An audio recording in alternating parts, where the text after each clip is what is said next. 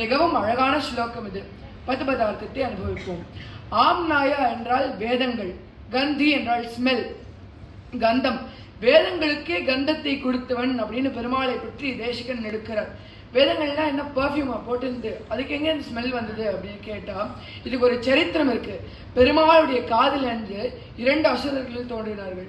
ஒருத்தனுக்கு மது அப்படின்ற பேர், இன்னொருத்தனுக்கு கைட்டவன் அப்படின்ற பேர். இவ 2 பேரும் பிரம்மாவிடம் அந்த வேதங்களை திருடி சென்று பாத்தாள லோகத்துல சிற வைக்கிறாளாம். அப்போ பெருமாள் அந்த வேதத்தை மீட்கிறதுக்காக பாத்தாள லோகம் வரைக்கும் சென்று இந்த அசுரர்களை பூச்சி நசுக்கி போடுற மாதிரி வதம் செய்து விட்டார். அப்படியே இந்த வேதங்களை மீட்டு கொடுத்தார்.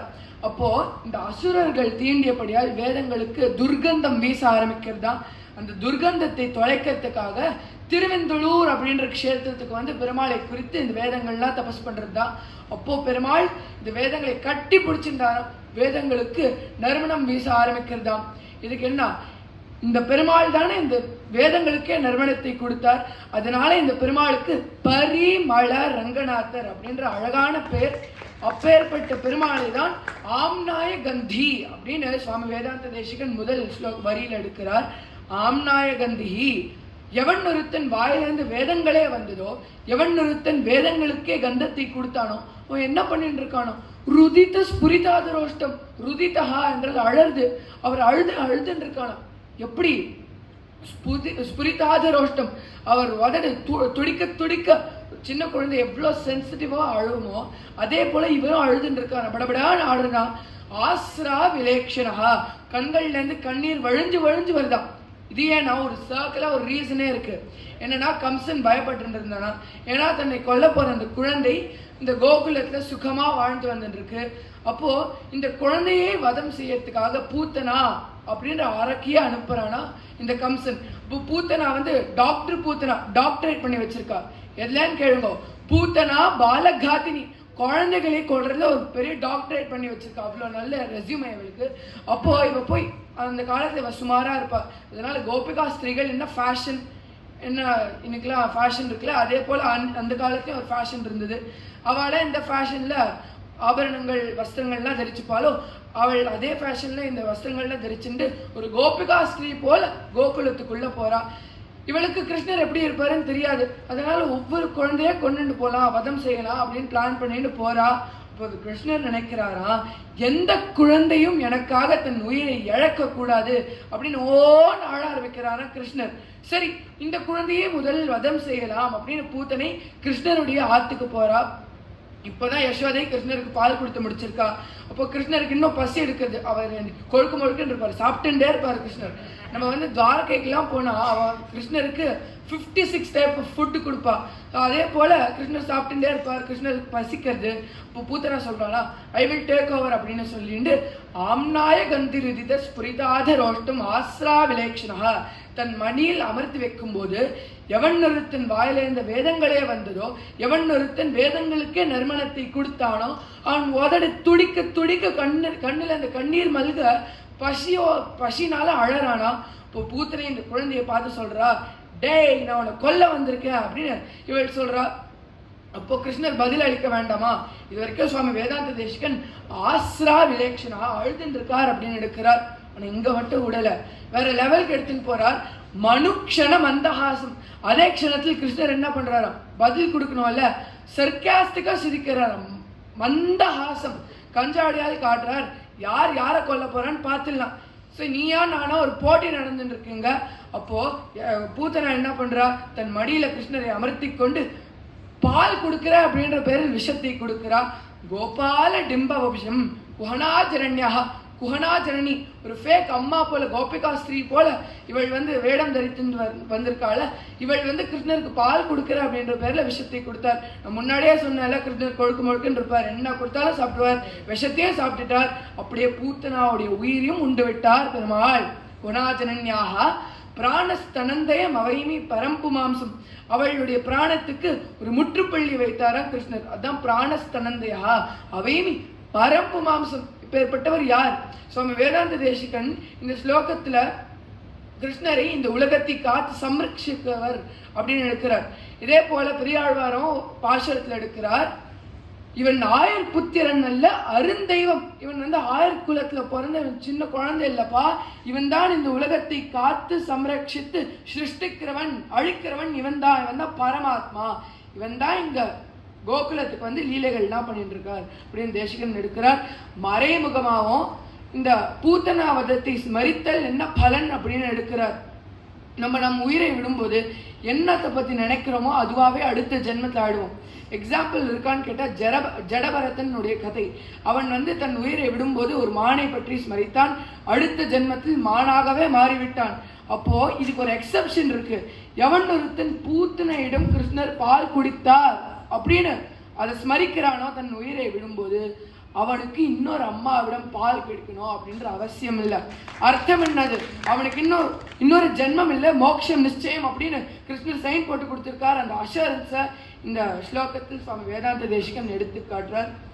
இந்த ஸ்லோகத்துல கிருஷ்ணருடைய இன்னசென்ஸ், சின்ன குழந்தையை எப்படி பூத்தனை கொன்றார் அப்படின்னு அனுபவித்தோம். அடுத்த ஸ்லோகத்தில் கிருஷ்ணருடைய பாலச்சேஷ்டிதங்களை அனுபவிக்கலாம். ஆவிர்பவத் வனிபிருதாபரணம் புரஸ்தாத் ஆகுஞ்சிதைகச்சரணம் நிபிருதான்யபாதம் தத்னா நிமந்தமுகரேண நிபத்ததாளம் நாதஸ்ய நந்த பவனே நவநீத நாட்டியம். இந்த ஸ்லோகத்தில் கிருஷ்ணருடைய வர்ணனை பண்றார் சுவாமி வேதாந்த தேசிகன். கிருஷ்ணர் அப்படி என்று இருக்காராம், ஜாஜ்வல்யமாக ஜொலிக்கக்கூடிய ஆபரணங்களை தரிச்சுருக்காராம். கிருஷ்ணர் தரித்து கொண்டு என்ன பண்றார்? தத்னா நிமந்த முகரேன நிபத்ததாளம். யசோதை வந்து நந்தகோபால டெய்ரி ப்ராடக்ட்ஸ் அப்படின்னு ஒரு கம்பெனி நடத்தின்னு இருக்கா. அப்போ அவள் வந்து வெண்ணெய் கடைஞ்சுட்டு இருக்கா. அப்போ வெண்ணெய் கடையும் போது மத்து வந்து டக் டக் டக் டக் அப்படின்னு சப்தம் தான் ஏற்படுத்துறது தான். அந்த சப்தத்தை தாளமாக வைத்துக் கொண்டு கிருஷ்ணர் நாட்டியம் ஆடுறார். எப்படி நாட்டியம் ஆடுறார்? ஆகுஞ்சிதைக சரணம் நிபிருதான்ய பாதம். ஒரு காலை மேல தூக்கி கொண்டு ஒரு பாதத்தை தரையில் வைத்துக் கொண்டு சுத்தி சுத்தி ஆடுறாராம் கிருஷ்ணர். ஏன் ஆடுறார்? நவநீத நாட்டியம். நவநீதத்துக்காக நாட்டியம் செய்கிறார் கிருஷ்ணர். கிருஷ்ணருடைய எக்ஸ்பெக்டேஷன் என்னன்னா, நான் இப்போ நாட்டியம் ஆடுவேன், அம்மா இதை அனுபவிச்சு எனக்கு வந்து வெண்ணெய் உருண்டெல்லாம் கொடுப்பா அப்படின்னு தான் எக்ஸ்பெக்டேஷன். நம்ம வந்து யூஎஸ்க்கெலாம் போனால் ஸ்ட்ரீட் பர்ஃபார்மன்ஸ் அப்படின்னு இருப்பா. அவளுக்கும் கிருஷ்ணர் கேஸ் தான். அவள் கிருஷ்ணர்கிட்ட கத்துன்னு தான் இதெல்லாம் பண்றா. என்னன்னா அவள் தெருவில் போய் டான்ஸ் நிருத்தியம்லாம் பண்ணுவா. அதை பார்த்துட்டு நாம் அவளுக்கு சம்பாவனை கொடுத்துட்டு போனோம். அப்படியே கிருஷ்ணர் நாட்டியம் ஆடுறார். யசோதை வந்து அந்த நாட்டியத்தை அனுபவிக்கிறார். ரொம்ப ஆனந்தம். எப்பேற்பட்ட ஆனந்தமா! வைகுண்டத்துல என்ன ஆனந்தம் நமக்கு கிடைக்குமோ அதே ஆனந்தம் இவளுக்கு நந்த பவனத்திலே கிடைச்சிருது. அதனால நாதஸ்ய நந்த பவனே, அந்த நந்த பவனமானது ஆனந்த பவனமாக மாறிவிட்டது அப்படின்னு தேசிகன் அழகா எடுக்கிறார். எனக்கு நாராயணியம் டே வேற, அதனால நாராயணியர்லேருந்து ஒரு ஸ்லோகம் சொல்லாம விடலாமா? சுவாமி பட்டத்தில் ரொம்ப அழகா தன் பக்தியோட வெளிப்படுத்தியிருக்கார். என்னன்னா, பிரதிநவ நவநீதம் கோபிகா தத்தமிச்சன் கலபதம் உபகாயன் கோமளம் கோப நிருத்யம் சதய யுபதி லோகைஹி அர்ப்பிதம் சர்ப்பிரஷ்ணன் வச்சன நவ விபக்வம் துக்தமாப்யாபிபஸ்தம். அழகான ஸ்லோகம். சாராம்சம் என்ன அப்படின்னு பார்த்தா, கிருஷ்ணர் வந்து ஆபரணங்கள் குலுங்க குலுங்க வெண்ணைக்காக ஆடுறார் அப்படின்னு பட்டத்தில் எடுக்கிறார். அப்பேற்பட்ட ஸ்லோகம் இது. சுவாமி தேசிகன் வருத்தப்படுறாரா? ஏன்னா அவரால் யசோதை கண்ட அனுபவத்தை அவரால் அனுபவிக்க முடியல அப்படின்னு வருத்தப்படுறாராம். அதனால ஆவிர்பவத் வனிபிருதாபரணம் புரஸ்தாத்து, ஆவிர்பவிச்சிரு, show that divine form my inner eyes அப்படின்னு சுவாமி வேதாந்த தேசிகன் இந்த ஸ்லோகத்துல அழகா எடுக்கிறார். அடுத்த ஸ்லோகமான 5வது ஸ்லோகத்துக்கு ஒரு பீட்டிக்கே ஒரு அழகான சுவாரஸ்யமான கதையை அனுபவிப்போம். காலமேகம் அப்படின்னு ஒரு புலவர் வாழ்ந்து கொண்டு வந்தார். அவர் ஒரு முறை அரசனுடைய சபைக்கு போகும்போது அரசனுடைய சபையில இருக்கும் புலவர்களுக்கும் இவருக்கும் ஆகாதான். அதனால இவெல்லாம் ஒரு வாக்குவாதத்தில் ஈடுபடுறார். இப்போ என்ன ஆகுதா, இந்த புலவர்கள் காலமேகத்தை டெஸ்ட் பண்ண போறார். இந்த டெஸ்ட்டுக்கு பேர் யமகண்டம். அது நேரத்துக்கு பேர் இல்லை. யமகண்டம்னா நம்ம வந்து மூவிலெல்லாம் பார்த்துருக்கோமே, கும்பி பாக்கம் கிருமி போஜனம் அதெல்லாம் பார்த்துருப்போம்ல. அதே போல இந்த புலவர்கள்லாம் காலமேகத்துக்கு ஒரு வரி கொடுப்பானா, அந்த வரியை வைத்துக்கொண்டு இவர் ஒரு பாடலை பாட வேண்டும். அந்த பாடலை பாடலைன்னா இவரை போட்டு பொறிச்சு எடுத்துருவா பஜ்ஜி மாதிரி இந்த சுடுற எண்ணெயில். ஸோ இப்படி நடக்கும்போது வரி கொடுக்குறா, ஈ ஏற மலை குலுங்க, ரொம்ப ஹார்டான வரி, எனக்கெல்லாம் இது கொடுத்துருந்தா எனக்கு புரிஞ்சிருக்காது. அந்த காலமேகம் அவ்வளோ அழகா அட்வான்டேஜா எடுத்துட்டு ரொம்ப அழகா பாடுறார். சாராம்சம் என்னன்னா, யசோதை கிருஷ்ணரை கட்டி போட்டிருக்கா. கிருஷ்ணருக்கு அப்போ கையில புண்ணு இருந்திருக்கு. அந்த புண்ணு மேல ஒரு ஈ அக்கார கிருஷ்ணர் குலுங்கிட்டார். புண்ணை தொட்ட மைசிலரும் நம்ம குலுங்குவோம். கிருஷ்ணருடைய உடலுக்குள்ள சரீரத்துக்குள்ளதானே இந்த பூமியே இருக்கு, பூமிக்குள்ளதானே மலைகளே இருக்கு. கிருஷ்ணர் குலுங்கும் போது இந்த மலைகளும் குலுங்கித்து அப்படின்னு அழகா எடுக்கிறார். அதான் ஈ ஏற மலை குலுங்க அப்படின்னு அழகா எடுக்கிறார். இதுக்கு ஏதாவது சான்று இருக்கா?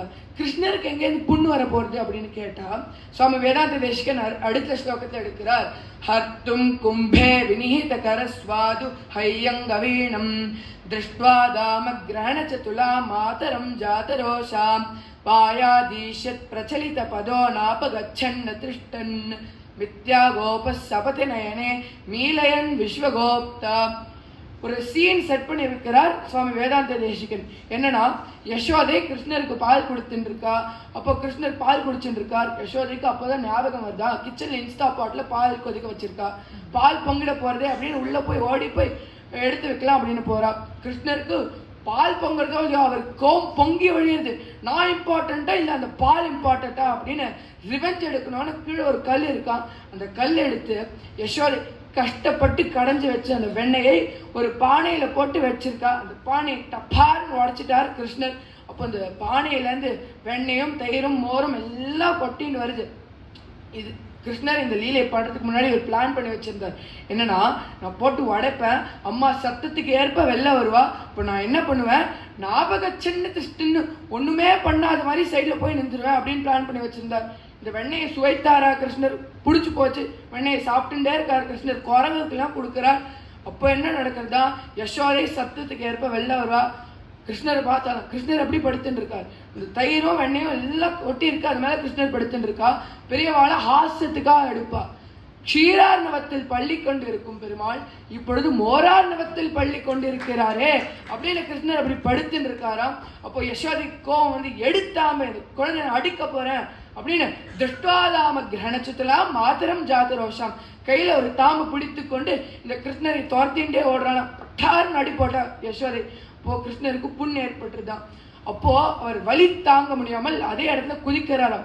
மாத்திரம் ஜாதரோஷம் அப்படின்னு தேசிகன் எடுக்கிறார். இப்போ அதே இடத்துல குதிக்கிறார். ஞாபக சின்ன திஷ்டுன்னு அவர் போட்ட பிளான்லாம் ஃபெயில் ஆயிடுச்சு. மித்யா கோப சபதநயனே மீலயன் விஸ்வகோப்தா. இவன் யார், அம்மா கிட்ட எல்லாம் அடி வாங்கிட்டு இருக்கேன் இந்த கோகுலத்துல, இந்த குழந்தை யார் அப்படின்னு கேட்டு I would like to reiterate this point. ஆயர் புத்திரன் நல்ல நருந்தெய்வம் அப்படின்னு பெரியாழ்வார் எடுத்திருந்தார்.